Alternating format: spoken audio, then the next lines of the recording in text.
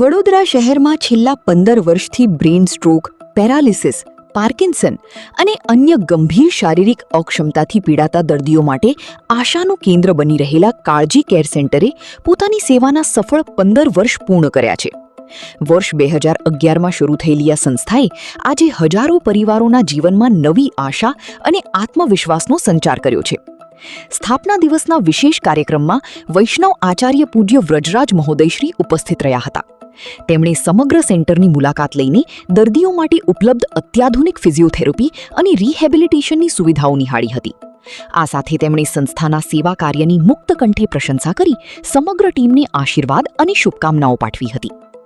કાળજી કેર સેન્ટરમાં જ્યારે કોઈ દર્દી બ્રેઇન સ્ટ્રોક, પેરાલિસિસ અથવા અન્ય ન્યુરોલોજિકલ બીમારી બાદ લાંબા સમયની સારવાર અને પુનર્વસનની જરૂરિયાત અનુભવે છે, ત્યારે નિષ્ણાત ડોક્ટરો, ફિઝિયોથેરાપિસ્ટ અને પ્રશિક્ષિત સ્ટાફ પરિવારના સભ્યોની જેમ તેમની સેવા અને સારસંભાળ રાખે છે.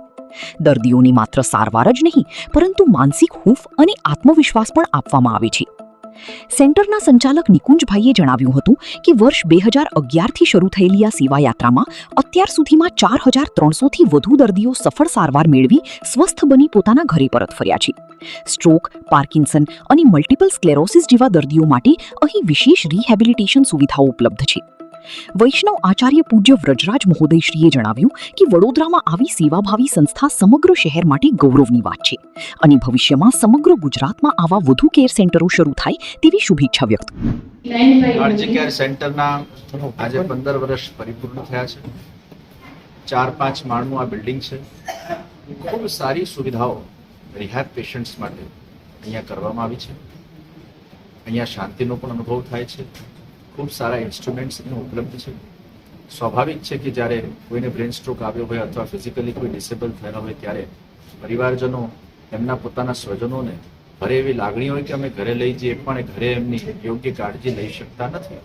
એટલે એવા સ્વજનો માટે આ કાળજી સેન્ટર એક આપણું પરિવાર બનીને, આપણા પરિવારના સભ્યો બનીને અહીંયાનો આખો સ્ટાફ એ આપણા સ્વજનોની ખૂબ સારી કાળજી લે છે.